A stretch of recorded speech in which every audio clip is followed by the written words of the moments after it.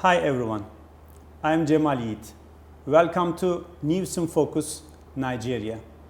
Today, my guest is very famous journalist, a writer, a columnist, Malam Mohammed Haruna.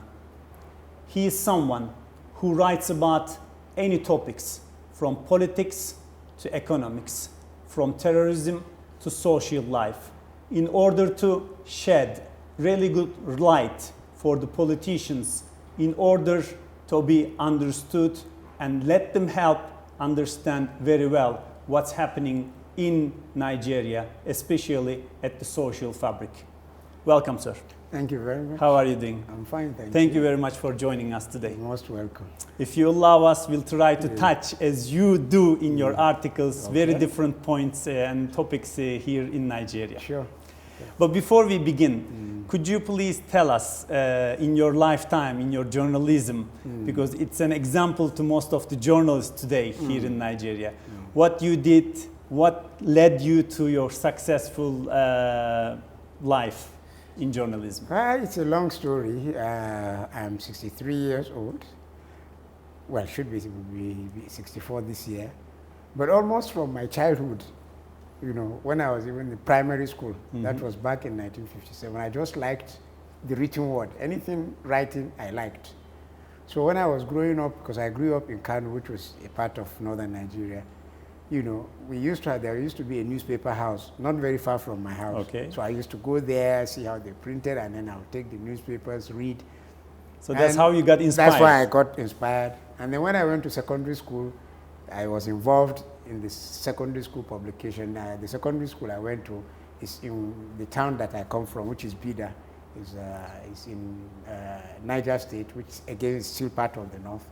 So I was involved with the school publication. And then when I left secondary school, went to the university. Hold on. Even at the high school, you were practicing journalism? Right, because I was the deputy editor of the school newspaper. Okay, interesting. And then of course became editor eventually, because in those days secondary schools were 5 years.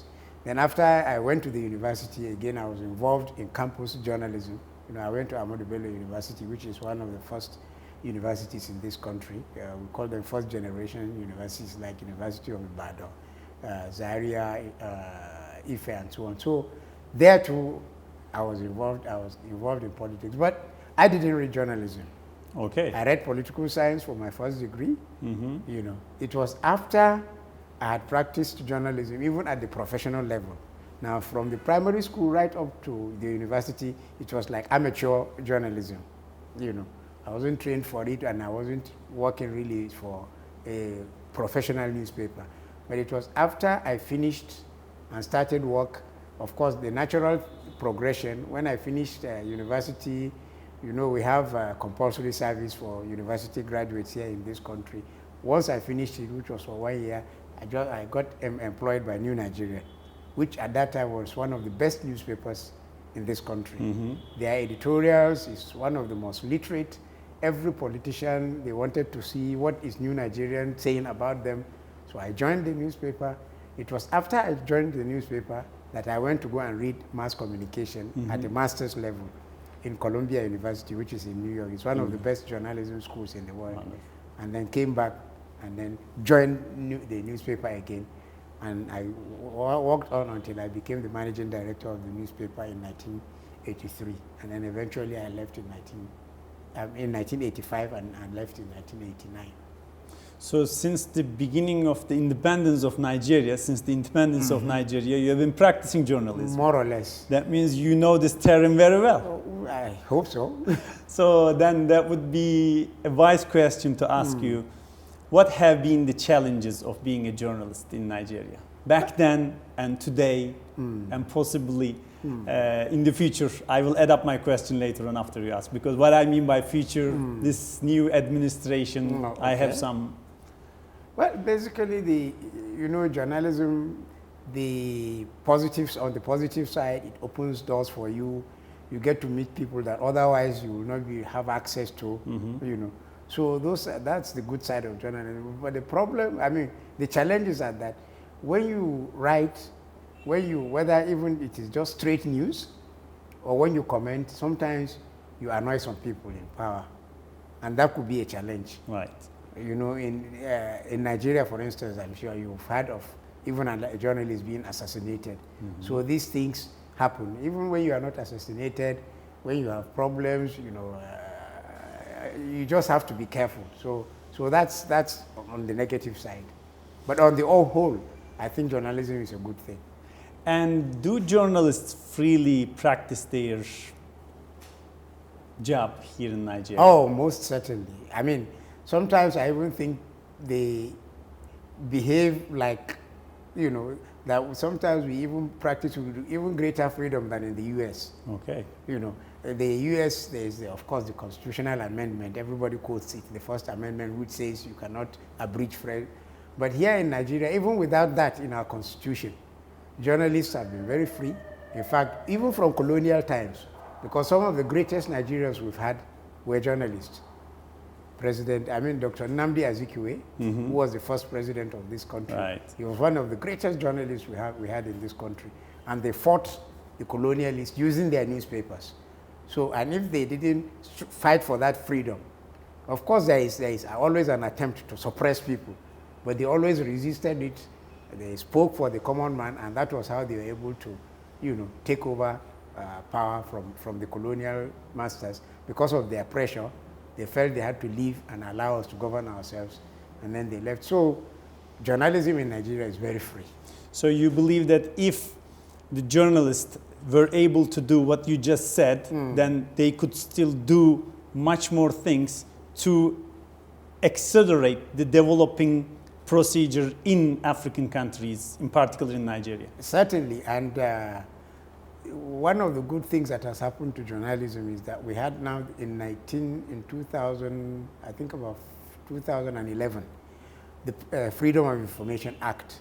We never had it before, which says, although it is not for journalists alone, the act says anybody who wants access to information about public institutions, even private institutions, if they are involved in government expenditure, let's say, for instance, a private institution like a bank, you know, if they take money from deposits from the government, then they cannot hide their information from you. So whether you're a journalist or not, that Freedom of Information Act says you have a right to ask for information regarding how public money is spent, how public policies are made, and so on and so forth. So this has even helped journalism, although of course it doesn't completely guarantee you 100% freedom. Of course, there is no 100% freedom anywhere, not even in the United States, not in the UK. Talking about press freedom, do you think journalists or press freedom itself should feel threatened with the newly elected coming administration under Buhari? Because, you know, he was ex-military leader, head of the state, and being a general. Do you feel or do you think that has any? Certainly not, because I mean he's not the first general we've had as president. You remember Obasanjo, President Obasanjo.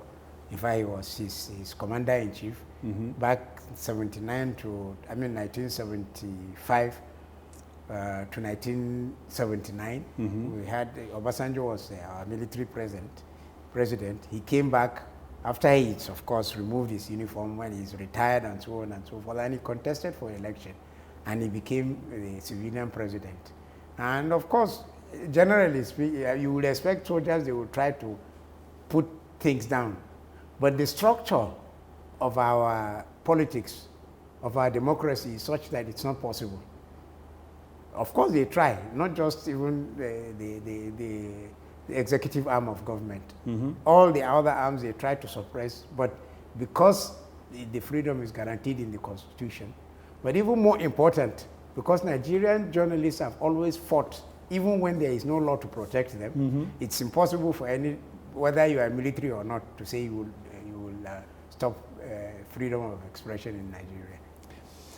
Malam Mohammed Haruna, help me to understand one thing which is really difficult for me to understand, because Nigeria is a developing country. Sure. And it is in Africa. And how come the newspapers are not being turned into mouthpiece of the government? How are you preserving your impartiality. How do you do that? How are you staying so united? Well, first of all, the system itself, is such that, when you have a democracy, you have these checks and balances. And then the plurality of the country itself. We have a country which is multi-religious, which is multi-ethnic. So what one section of the country wants to suppress, another will publish. Okay. So that if you think by suppressing one side, it's like, for instance, government has media. It has, for instance, the Nigerian Television Authority. If it stops them from publishing a story, the private media will publish them. Now, but the more important thing is that we've come from a tradition of journalists speaking up. Even when the laws, you have sedition acts, you have other laws that will try to make things difficult for you, but they've resisted them. As I told you, I gave you the example I just gave you only one, Nnamdi Azikiwe, but of course, more than himself, there were lots of others, like Babatunde Jose, who was one of the most powerful journalists. He's dead now also. Daily Times of Nigeria at that time, in those days, it used to be the biggest newspaper in Africa, even in terms of circulation, bigger than Al-Haram, bigger than most newspapers in South Africa, and these are the countries one could compare with. So we had that tradition. So once you have a tradition, if somebody wants to change that, it's not easy. So out of what you said, as I understood, if I'm not wrong, you are saying that pluralism and diversity that you have in Nigeria is an asset. It's an asset. It's an asset. It's not something negative. No, it's an asset. Because I've heard some people are talking about, we are not, homogen. We are not,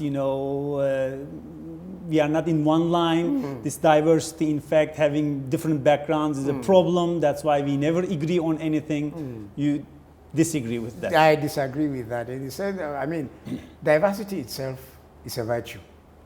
If we are all the same, life will be so monotonous, it will be very uninteresting. So that diversity is what we do with the diversity. That is where the problem comes. Because sometimes somebody, if he's caught stealing, he will say, it's because I'm Hausa, that's why they want to persecute me. So that he will divert attention away from what he's done. Okay. Now, if you try to manipulate the diversity in that way, it's wrong. So the particularization that you are against? It's the practice, the way some people try to manipulate it. Okay. But otherwise, it's a good thing.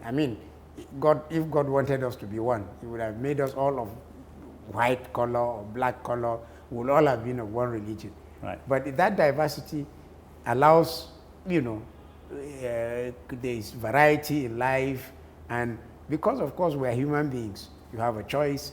God gave you 2 eyes, He gives you a brain, gave you mouth, so that you can think for yourself.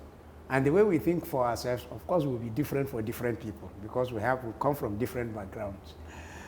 One thing, whenever I think about it, it sounds funny to me. Because as far as I've seen, in Nigeria, journalists or journalism or newspapers are always taking opposition stance against the government. They always find something to criticize. Not necessarily. It depends on which journalist. Government-owned newspapers, yes, they may be pro-government.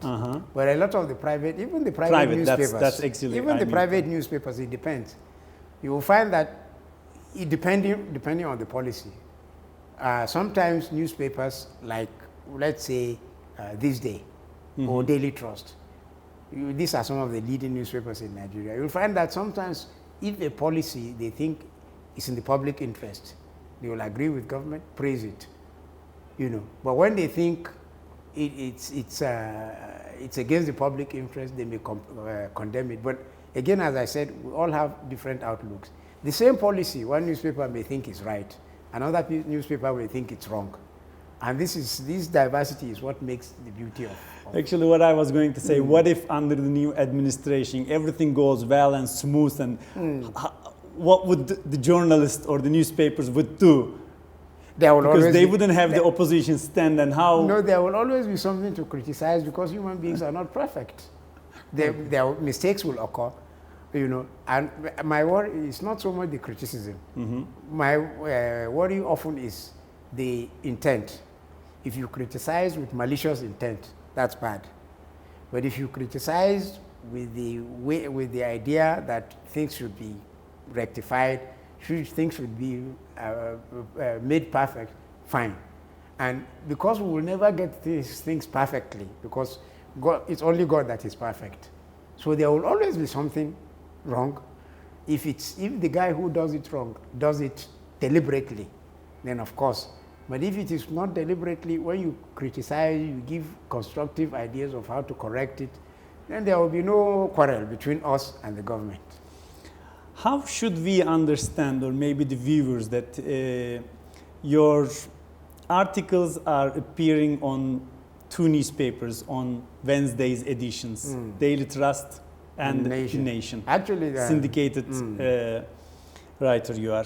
But how it happens? Because Nation, yes, it's the Nation, it's nationwide, and the Daily Trust is also nationwide, but they are addressing to a certain region in the country. So how is that possible? Very easy. I mean, syndicated column, I'm not the first. Maybe in Nigeria, perhaps I was the first to become a syndicated column. But since then, we've had several who write for different newspapers. For example, Garba Shehu, I'm sure you know him. He was the spokesperson of General Buhari. Yes. You know, he used to write a syndicated column in People's Daily, which is published here in Abuja. Tribune, which is published in Ibadan. I'm sure you know that. Yes. So, and my own, the history of the first papers of Nigeria, Tribune. My own, the history of it actually is that I had started when Daily Trust started, which is I think about 15 years ago, 20 years ago, I've forgotten now. The publisher were colleagues in a magazine that I used to publish called Citizen, but it has closed down now. We survived for only about 4 years. We were colleagues there. So when we shut down, he wanted to start the newspaper. Of course, he invited me to be writing a column. So I was writing. Then much, much later, another friend who used to be one of the leading journalists we have in this country, Lade Bunola, he used to work for Daily Times that I told you, which at one time was the biggest newspaper in Africa, but of course it's collapsed, it's died. He started a newspaper called Comet in Lagos. So he wanted me to write also for him. So I said, look, writing one column, some people are so gifted that they can write probably 4 columns a week. But I told him, honestly, I can't do it. I can only write 1 column a week. So if he agrees, he can take the one that I write for. He said, sure, by all means. So that was how it started. And then the Comet itself, some people bought into it. And then they had some problems with Lade Bonola as the MD. So they bought him out, and then they changed the name to Nation. So, so I then continued with the same, because it's the same actually management except the top. The publisher that was removed. So it's the same friends that I had there, so I continued writing for them. So how but it's not just Nation and Trust. The same newspaper is also published offline. Yeah. I mean online. Online. Like Gamji website, I don't know if you visit them, they carry a lot of articles too. News Diary Online, which is also another. When it comes to choosing your topics, how do you choose your topics, and what drives you to choose the particular ones? Usually, like, what is the issue of the moment? You know, but sometimes it's not just the issue of the moment, because some issues are evergreen. You know, so they are so fundamental. So, like, I mean, for instance, what I wrote in my column today, which is Wednesday, and I write on Wednesdays, I know, as you know very well. Yes. I've been thinking for a long time about it.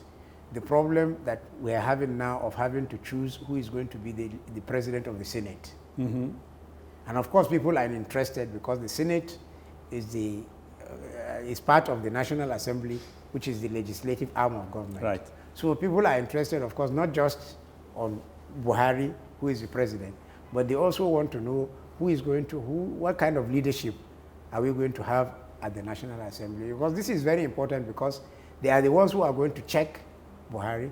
Unless they appropriate, they make budgets, Buhari will not have anything to spend. So it's very important that people know what is the politics that is around this election of the Senate president. Already all the senators are there.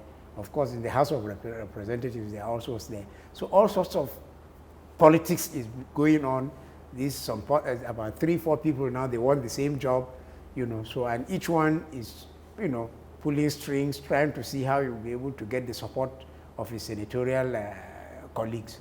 So that was why I decided to write about the election of the Senate president. Of course, before then, like the week before, I talked about the problem that General Buhari had with the media. As you know very well, there was a lot of very malicious publication about him. Some of them, like, they are pretending to be advertisements and so on. So I wrote about it to say, look, we as journalists, anything, since we say we are the mirror of society, we call ourselves the fourth estate of the realm, that is outside the judiciary, the legislature, and the executive. We are supposed, as journalists, to be the ones that look at all the things. As the fourth power of precisely. So we have to have some ethics. Right. And I said the way we behaved, a lot of the newspapers behaved during the election was very unethical, was very unprofessional. So topics are always there. Sometimes you have a problem choosing one, but sometimes it may be a dry, week. So you are trying to think, what do I write about? But the main thing is what will interest people. Right. And then once you get that, what is it that you will say that is different from what maybe other people have said? That is a different insight. How are you going to educate the public so that they will be able to take the right decisions? Wow. It's just my opinion, but because you have to write now, you have to now look for the facts so that you base your opinion on facts. Speaking of Buhari, now I have to mention that the word change in Nigeria has a very different meaning now. Actually, the meaning that it has, it's deeper than its meaning in the dictionaries. That's right. During this electoral election period, people invested in that word of change a lot. That's right. And under Buhari's administration, people are expecting a lot of positive changes. A lot of people write about it and talk about the possible changes that Buhari is going to come up with. But I want you to emphasize on what are the challenges that Buhari and his administration is about to face while attempting to do these changes in Nigeria. Well, I think it's pretty obvious. The first one is security. He has a very, very serious security challenge on his hands. We all know it's become an international issue because of the Chibok girls that were kidnapped. Right. So that is there. How do we bring an end to the violence which started 2009? And then it has grown and grown and gone out of hand, and it's taken an international dimension, such that to fight it back now, we've had to involve our neighbors, our neighboring countries, Cameroon, Chad, So that problem is there. Secondly, he has the problem of corruption in this country. Right. The corruption has eaten so deep into the fabric of this country that it's really going to be very, very tough for him to be able to do anything, because a lot of the people that he's going to work with are people who have cases before EFCC. That is we have the Economic Financial Crime Commission, which is supposed to look at those people who do money laundering, who steal money from. So a lot of our governors, politicians, have cases before EFCC. And they are now with Buhari. They are now with Buhari. So it's going to be a very big challenge for him.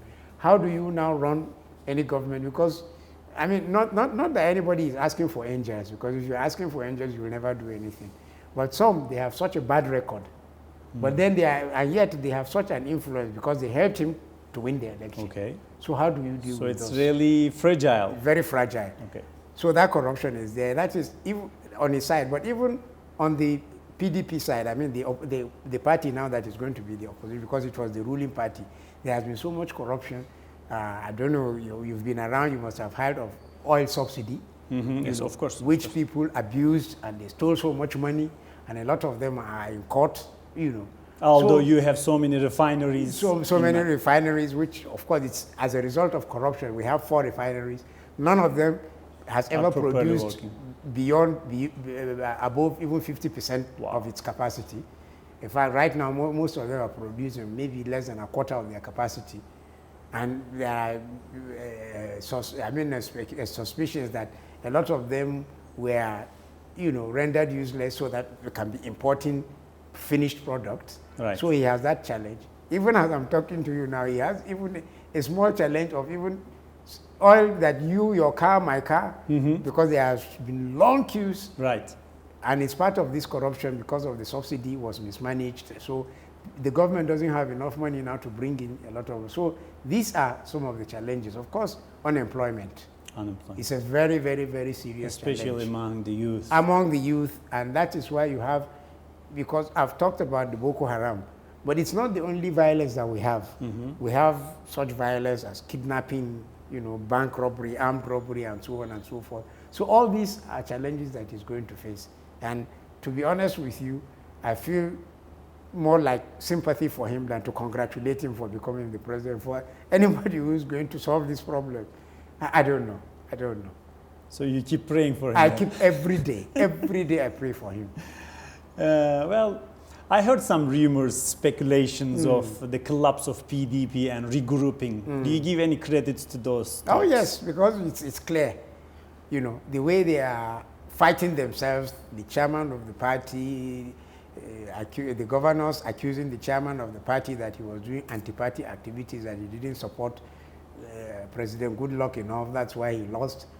He in turn accusing the governors of refusing to listen. In fact, he was even accusing the presidency of refusing to listen to some of the advice he was given, which is true.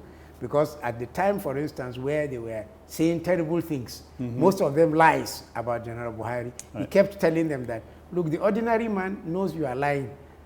And by lying, you are making Buhari even more popular. Because they know you are lying against him because they think you are afraid he will come and clean things. And they didn't want to listen to him. Are these discussions in PDP healthy? Do you think these are healthy discussions that would bring a better of PDP or better of another party? Well, they are healthy. That would help Nigerian and Nigerians again? They were healthy discussions insofar as I said, people arguing, like the Chinese will say, let 1,000 flowers bloom. You say your piece, I say my piece. At the end of the day, the truth comes out and so on and so on. But my only worry is that they've been in power for 16 years. They've had access to state resources so much so that they took things for granted. That was why change now became, a very big word in Nigeria. We are tired of the corruption of PDP. We are tired of the incompetence. We are tired, so we want change. Malam Mohammed Haruna, once you served the head of state, General Abdussalami Abubakar, as the chief press secretary. And he himself played very big role in the last elections period in order to make sure that the election period was peaceful. He himself initiated and he played very big role in the act of peaceful election period. What's your take on that? How big role he played in that Very, very, process? very big role. Because before the election, everybody was afraid that if General Buhari lost, there will be violence. That if PDP, the ruling party, lost, there will be violence. Because you remember the PDP, a lot of the people that supported him, especially from his side of the country, the Delta region, they threatened that if the president lost, they will go back to the creeks. That is where they were fighting until General Yar'Adua, who became president in 2007, brought in this idea of amnesty for all those who were fighting government in the Delta region, which is the oil-producing region of this country. So that fear was there. So much so that a lot of the big men in this country were all shipping out their families out of the country. So many of them who could afford to, they sent their families away to live in London, in Paris, in Dubai, because they were afraid the whole country would break down, whichever way wins. But this is where the big role of Abdulsalami came in. because they were afraid, they were afraid of this, they started an initiative where they got both the president and his challenger, that is General Buhari, to sign an undertaking that whichever one of them loses, they will tell their followers, please, no violence. Of course, signing it was one thing, implementing it was another. Right. And there was still fear, even before the election, that in spite of their signing those papers, that there will still be violence, because almost immediately, some of the things that agreement said they should not do, they were doing. Especially the ruling party, because they were saying terrible things, lying, threatening, and so on. Not much of that came from the opposition party, that is the All Progressives Congress, because they tried to restrain themselves not to reply all the insults and all the lies that were being told by Buhari. But even if it is one-sided, the fact that it was there, chaos could have resulted. So they kept pressurizing, and virtually General Abubakar moved to Abuja, and along with Thabo Mbeki, who used to be the president of South Africa, and they were monitoring things and making sure that at the most critical moment they are there to make sure that people do the right thing. And this was what happened, because on the Tuesday, when it looked like, and this one was televised, the whole world saw it, one of the staunchest supporters of President Jonathan went at the collation center and he was threatening the chairman of INEC. And he was a former minister. He was a former minister, very close to the president, and he was threatening, and there were fears that if the chaos resulted, but then at that time, General Abdulsalami Abubakar and Thabo Mbeki, they moved in and tried to persuade the president to call Buhari, because at that time it was obvious yes. that there is no way from the remaining results that he will ever overtake General Buhari. So they persuaded him, and you must give him credit for allowing himself to be persuaded, because he could have resisted, like happened in Cote d'Ivoire when you have this Laurent Gbagbo case, and he called this thing. And from that moment, that doused the tension. So you can see how significant the role that General Abdulsalami Abubakar played. But he got to play that role because of his antecedents, that is what he had done before. He was the second military head of state to promise that he would hand over to the civilians, and he did so. He did so. But he is only the first to have the shortest period, because when he came, he said, 11 months. 11 months. People, I know, because I was his chief press secretary, there were people who were telling him, no, 11 months is too short, don't do it. And I know there were people who were even telling him, if the only people you have who are going to contest are people like Obasanjo and so on and so forth, spend more time so that we can get other people to come and contest. And he said, no, I've given my word, 11 months and 11 months. And on 29th of May, 1999, he left. Now, that earned him a lot of international goodwill. So that a lot of and he used that one for that intention. For and it worked very well. It worked very well. Were you personally surprised because the election period was peaceful? The peaceful end, yes, I was surprised. You were not expecting that personally? I was expecting there would be crisis. But then, even before then, that is maybe within the week of the election itself, that was when I now started having some hope. Apart from, the role that General Abdulsalami Abubakar played, there was also the fact that I noticed that a lot of the people from the Delta region, who initially were threatening that there would be violence, were now kind of making a U-turn. And they were, they were not threatening anybody anymore. And then, of course, almost immediately, like the announcement was made on a Tuesday, I remember the following day, some of the former warlords who were making these threats were even saying, General Buhari's election was God's work, and so on and so forth. So I knew at that point that there was not going to be any violence anymore. In your lifetime, you yourself witnessed many times military intervention. And you even worked as the chief press secretary for one of the head states. So what's your take, and how harmful or how negatively affects that military interventions distancing the countries to democratization process in the countries, in Africa especially? Anybody who tells you that there is nothing that is so bad that it doesn't have a redeeming feature, there will be something at least good. So if anybody who says the military was completely bad for Nigeria, that won't be true. Okay. Because there are a lot of things they did, even the development of the infrastructure and so on and so forth.